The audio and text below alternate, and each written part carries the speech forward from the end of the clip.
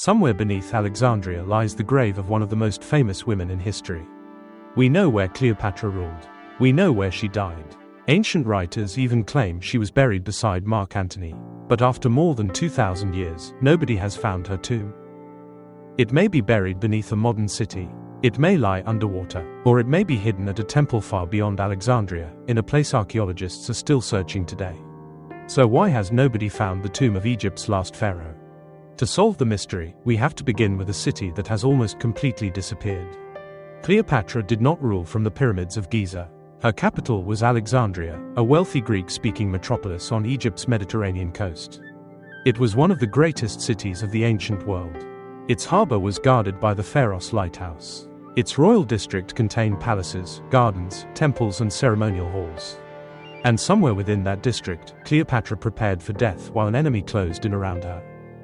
Cleopatra had ruled Egypt for more than 20 years. She was highly educated, spoke several languages and understood that Egypt's survival depended on managing Rome. She first allied herself with Julius Caesar. After his assassination, she formed a political and personal partnership with the Roman general Mark Antony. Together, Cleopatra and Antony controlled enormous wealth and territory. They had children together, appeared on coins together and imagined a new Eastern dynasty powerful enough to resist Rome. To Octavian, Caesar's adopted heir, that made him a threat. Octavian launched a propaganda war. Antony was portrayed as a Roman who had abandoned his people. Cleopatra was cast as a dangerous foreign queen who intended to control Rome through him. The conflict would determine who ruled the ancient Mediterranean. In 31 BC, their forces met Octavian's fleet at the Battle of Actium. Cleopatra and Antony were defeated. They retreated to Egypt, but there was nowhere left to run. Less than a year later, Octavian invaded Alexandria. Their allies deserted them. Their soldiers surrendered. Negotiations failed. The couple who had once challenged Rome now found themselves trapped inside Cleopatra's capital. And this is where the trail toward the missing tomb begins. Ancient writers describe Cleopatra withdrawing into a monument she had prepared near the royal district. It was part mausoleum, part fortress and part treasury. She reportedly stored gold, jewels and royal possessions inside, then threatened to destroy everything rather than let Octavian seize it. According to Plutarch, Antony was falsely told that Cleopatra had already died. Believing her dead, he attempted to take his own life. Mortally wounded but still alive, he discovered the report had been false. The doors of Cleopatra's monument were sealed. Her attendants lifted Antony through an upper opening using ropes while Cleopatra watched from above. It was a desperate final reunion. Antony died inside the monument with Cleopatra beside him. Cleopatra was now Octavian's prisoner. She feared he would take her to Rome and display her in his victory parade. For a queen and pharaoh, that would have been a carefully staged humiliation. In August of 30 BC, Cleopatra died inside the monument with 2 attendants. The famous story says an asp was smuggled into the room and delivered a fatal bite. But even ancient writers were uncertain. Poison, a concealed weapon and other methods have all been proposed. The truth about her death remains almost as mysterious as the location of her grave. Cleopatra had denied Octavian his most valuable living captive. Plutarch says Octavian admired her resolve and ordered that she be buried with Antony in royal splendor. That single statement is the foundation of the entire search. If the account is true, Cleopatra and Mark Antony were placed together in the same tomb. But the surviving sources do not describe its location. They give no street, no landmark, no inscription and no route from the mausoleum to the burial place. The trail simply ends. There are no known plans of the tomb. No confirmed funerary inventory has survived. And our most detailed account was written more than a century after Cleopatra died. The people who actually arranged the burial left almost nothing behind. The story was also preserved by Rome, the side that defeated her. Octavian became Augustus, the first Roman emperor. His version of Cleopatra became the official version, a dangerous queen whose defeat justified his rise. Much of Cleopatra's own court disappeared, and its account of her final days disappeared with it. The most obvious theory is that Cleopatra was buried close to where she died. Her monument stood near Alexandria's royal district. Antony died there. Roman soldiers moved between the mausoleum and the palace. So many historians believe the tomb was probably somewhere nearby. But ancient Alexandria is one of the hardest places in Egypt to excavate. The modern city sits directly above the ancient one. Homes, roads, shops and apartment towers cover layers of Greek, Roman, Byzantine and later construction. Archaeologists cannot simply clear entire neighborhoods in the hope of finding one missing tomb. A royal structure may survive beneath a road or private building. It may be hidden several meters below later foundations. And even when construction exposes ancient remains, archaeologists often have only limited time and space to investigate. Then there is the sea. Over the centuries, earthquakes, subsidence and changes to the coastline transformed Alexandria's waterfront. Large sections of the ancient harbor and royal quarter sank beneath the Mediterranean. Palaces once used by Cleopatra now lie underwater. Underwater teams have mapped temples, harbor structures and parts of the Ptolemaic royal precinct. They have discovered statues, columns and architectural remains connected to Cleopatra's world. But no structure has been securely identified as her tomb. That does not mean the tomb is not there. Underwater ruins can be buried beneath thick sediment. Earthquakes may have shattered the building. Valuable objects may have been removed centuries ago. A collapsed royal mausoleum might now look like nothing more than a field of broken stone. This creates a disturbing possibility. Cleopatra's tomb may already have been mapped, photographed or passed over, but damaged so badly that nobody recognized it. Without an inscription or unmistakable royal object, proving its identity would be extremely difficult. But one major theory moves the search away from Alexandria entirely. About 50 kilometers west of the city stands Taposiris Magna, a Ptolemaic temple complex associated with Osiris, god of the dead.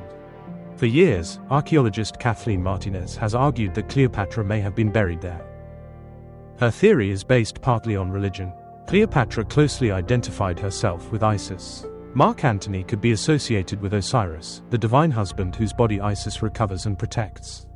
A burial at a sacred complex linked to Isis and Osiris might have carried powerful symbolic meaning. Taposiris Magna also offered distance from the defeated capital. A secret burial outside Alexandria could have protected Cleopatra from Roman control, grave robbers or political destruction. It is an intriguing idea. But intrigue is not proof. Excavations at the site have uncovered underground chambers, burials, pottery and coins from Cleopatra's period. Some coins bear her portrait. These discoveries confirm that Taposiris Magna was active during her reign, but a ruler's coins could circulate throughout the kingdom. They do not prove the queen was buried there. The most dramatic discovery was a tunnel stretching more than a kilometer beneath the site. It ran deep underground, and sections were flooded. The announcement sparked headlines suggesting archaeologists were closing in on Cleopatra, but the tunnel may have been built to carry water or serve another engineering purpose. What made it especially interesting was its direction. The passage appeared to extend toward the Mediterranean, raising the possibility that parts of ancient Taposiris Magna once continued beyond the ruins visible today. Some structures may now lie beneath the sea. The theory is possible. A body could have been transported from Alexandria by boat or road. But no surviving ancient source says this happened. For Taposiris Magna to be the burial place, Cleopatra's funeral must have followed a secret plan that later historians never recorded. That is why many historians still favor Alexandria. The ancient accounts place Cleopatra's final monument near the royal quarter. Moving both Cleopatra and Antony elsewhere after Octavian seized the city would have required organization, permission and secrecy. Possible, but far from certain. This leaves four realistic possibilities. The tomb remains beneath modern Alexandria. It lies underwater in the ruined royal quarter. It was hidden at a religious site such as Taposiris Magna. Or it was destroyed so completely that nothing identifiable remains. Destruction may be the least satisfying answer, but it cannot be ignored. A royal tomb would have attracted looters. Its stone could have been reused. Earthquakes could have collapsed the chamber, while water and sediment scattered its contents. The tomb did not need to vanish all at once. Alexandria changed repeatedly over 2,000 years. Buildings were abandoned, temples were dismantled, ancient stone was built into newer walls. A tomb stripped of valuables and inscriptions may have survived physically while losing everything that identified its owner. That may be the most frustrating possibility of all. Parts of Cleopatra's tomb could still exist, but appear ordinary. An unmarked chamber, a reused block or a damaged foundation would mean nothing without several clues coming together. Archaeologists may be searching not only for a tomb, but for evidence that can still speak. A credible discovery would require extraordinary proof. A named inscription would be ideal. So would a royal burial dating to 30 BCE, objects connected to Cleopatra and Antony, or evidence of a joint interment combining Egyptian, Greek and Roman traditions. Anything less would be disputed.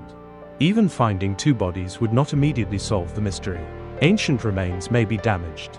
DNA may not survive. And Cleopatra has no securely identified close relative available for an easy comparison. The strongest case would combine inscriptions, archaeology, dating and scientific analysis. But finding the tomb could still transform what we know about her.